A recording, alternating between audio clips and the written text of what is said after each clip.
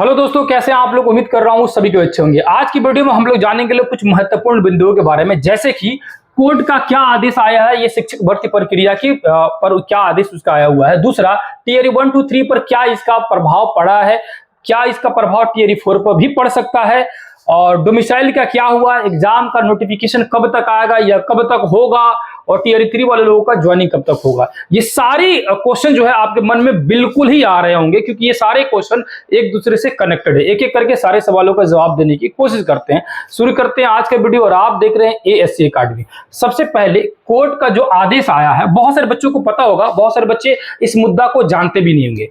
तो पहले मुद्दा को जानने की कोशिश करिए, क्या हुआ था। एक्चुअली में क्या हुआ था कि बिहार सरकार महिलाओं को छूट देता है, चाहे वो किसी भी कैटेगरी को। ऐसे तो आपको भी पता है कि हर स्टेट में जनरल को छोड़कर बाकी सारे कैटेगरी वाले लोगों को छूट रहता है। जॉब में कैटेगरी के नाम पर छूट रहता है, चाहे SC ST हो, OBC हो, हर लोगों को, यहाँ तक कि EWS वाले हो, उनको भी छूट रहता है। लेकिन बिहार सरकार स्पेशली, इवन बहुत सारे ऐसे राज्य है, बिहार सरकार की अगर बात करें तो वो क्या करता है, जनरल कैटेगरी की महिलाओं को भी छूट देता है। यानी सिंपल शब्द में बोला जाए तो बिहार सरकार के द्वारा सारी महिलाओं को छूट है। ध्यान समझिएगा, बिहार सरकार द्वारा सारी महिलाओं को छूट है। यही मुद्दा फंसा। क्या हुआ, अब अदर स्टेट की कोई भी कैटेगरी की महिला जब फॉर्म भरती है बिहार में, या कोई भी भरता है, मेल हो फीमेल हो, तो उनको जनरल कैटेगरी में काउंट किया जाता है। क्या किया जाता है, जनरल कैटेगरी में देखा जाता है, चाहे उनका कास्ट कोई भी हो। जब आप अदर स्टेट के हैं तो आप जनरल में आएंगे, जब दूसरे स्टेट में भर रहे हैं, यानी बिहार में भर रहे हैं आप फॉर्म। तो अब महिला दूसरे स्टेट की थी, फॉर्म भरी, तो बिहार में वो जनरल कहलाई। और बिहार में क्या है कि जनरल को भी छूट है। अब देखो हुआ क्या मुद्दा, उस हिसाब से अदर स्टेट की महिलाओं को भी छूट मिल गया। अब हुआ क्या, उनकी जॉब हो गई टियर 1, 2, 3 में, 3 तो अभी होने वाला है, 1, 2 में जॉब हो गई, कार्यरत हो गई, नौकरी कर रही हैं। अब बहुत सारे दूसरे अभ्यर्थियों ने क्या किया, कोर्ट में FIR कोर्ट में क्या करते, पिटीशन डाल दिया है ना, एक जो है कि भाई नोटिस दे दिया, मांग कर दिया कि अदर स्टेट की महिलाओं को कैसे जो है बिहार का आरक्षण मिल गया। क्योंकि बिहार सरकार जो है आरक्षण दे रहा बिहार की महिलाओं को, अदर स्टेट वालों को कैसे छूट मिल गया और उनकी जॉब कैसे हो गई। अब भाई साहब उसमें क्या हुआ कि केस हुआ, मामला चला, और उनको नौकरी से हटा दिया गया। उनको क्या कर दिया गया, नौकरी से हटा दिया गया। फिर उसके बाद जो जॉब से निकली जो महिला, उन्होंने फिर क्या कर दिया भाई साहब, पिटीशन डाल दिया कोर्ट में कि हमारी क्या दोष, जब जो है आयोग ने नोटिफिकेशन में स्पष्ट कहा ही नहीं कि कौन सी महिलाओं को छूट देगा। उसने कहा किसी भी महिला आरक्षण की बात कहा था, तो क्या हम अदर स्टेट के हैं तो हम लोग महिला नहीं है? सिंपली लॉजिक है कि नहीं है, हम भी तो महिला ही है। जब जनरल हो, किसी भी कास्ट की हो, महिला माने महिला, उनको छूट मिल रहा है तो हमें भी छूट मिलना चाहिए। क्योंकि नोटिफिकेशन में कहीं भी स्पष्ट नहीं कहा गया है कि सिर्फ बिहार की सभी महिलाओं को छूट मिलेगा। भाई उनका भी पॉइंट सही था।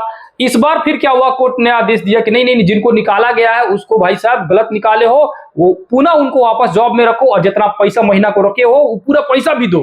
वो तुम्हारी गलती है, नोटिफिकेशन में क्यों नहीं कहा था। पहली बात है, बात तो सही है।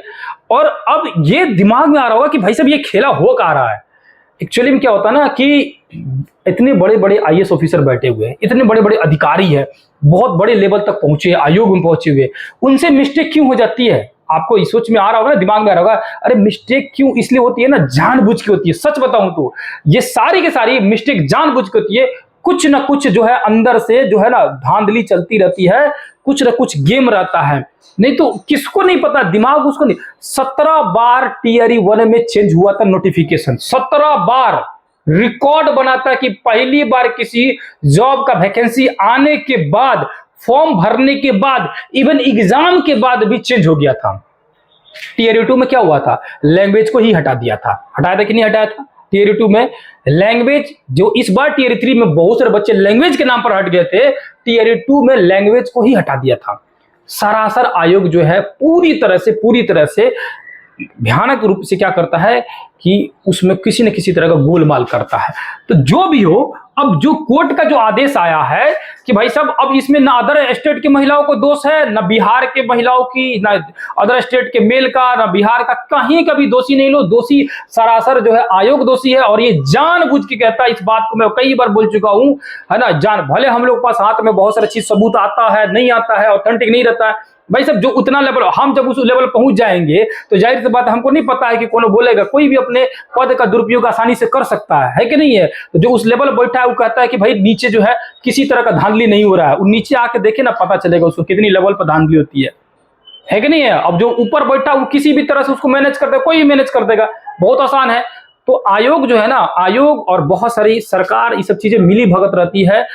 सरकार जाने ना जाने, लेकिन आयोग बड़े बड़े ऑफिसर जो है ना, बहुत भयानक करप्ट ऑफिसर होते हैं लोग। हम लोग नेता के पीछे पड़े रहते हैं लोग कि नेता ये है, ये आपको सही मायने बताया जाए ना कि जितना अगर रियली में देखा जाए, जितने करप्शन अधिकारियों के बीच में ना, उतना नेताओं के बीच में भी नहीं करप्शन है। नेता लोग की बुद्धि कहाँ है कि कैसे करप्शन करना है, बुद्धि तो इन लोग के पास में है। नेता लोग को तो वो लोग बता देता है, लो लूट लो, ऐसे कर लो, ऐसे कर लो। ओरिजिनल करप्ट तो बहुत बड़े बड़े अधिकारी होते हैं जो जानबूझ के करप्शन करते हैं, क्योंकि उनको सब पता रहता है कैसे करना है, समझा क्या ना। ये कोर्ट की मिसगाइड की वजह से, कोर्ट के जानबूझ के, है ना, जानबूझ की वजह से क्या हो गया कि समस्या खड़ी हुई। अब हुआ क्या, टीयर 1, 2, 3 वाले लोगों को प्रभाव पड़ने वाला था, वो प्रभाव खत्म हो गया। कहा कि भाई साहब तुम्हारी गलती है, कोर्ट सही किया। कि तुम लोग मजाक बनाते हो, 20 बार नोटिफिकेशन को चेंज करते हो और बाद में हो जाने के बाद हाई ना हो करते हो। तो भाई साहब जो जैसे है वैसे करो, जो तुम नोटिफिकेशन में दिए हो वही पर, उसी बात पर कायम रहो, बाकी कुछ नहीं है। ठीक किया उसने, पुनः उन लोगों को वापस कर दिया। अब देखो अदर स्टेट वाले लोग को पक्ष में गया ये बात, बिहार वाले पक्ष में नहीं, हम लोग बिहारी हैं लोग, तो एज ए टीचर, बिहार के टीचर होने के नाते बिहार के पक्ष में होना चाहिए। लेकिन गलती यार आयोग की है ना, सिंपली बात है। तो इसमें आपस में बहस करने से कोई फायदा नहीं है। कोर्ट ने सही किया, और इसके साथ साथ दंडित करता ना तो और ज्यादा बेहतर होता, और ज्यादा बेहतर होता।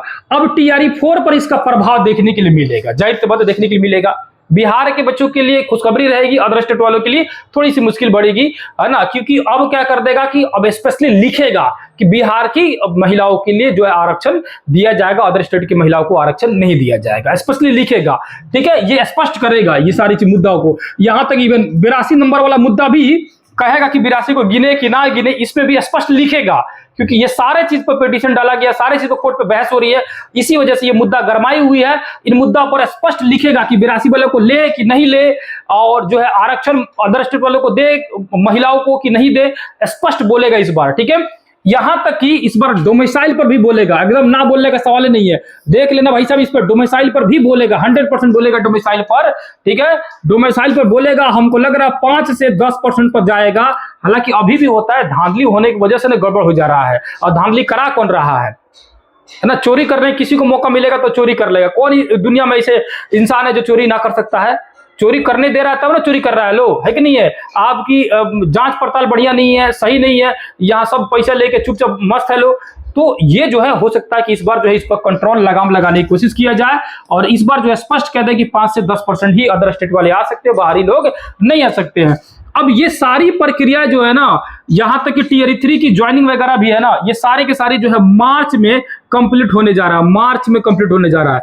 इन लोग का ज्वाइनिंग जो होगा ना, इन लोग स्कूल में जाना शुरू करेगा लो अप्रैल में, अप्रैल में जो है स्कूल में जाना शुरू करेगा लो।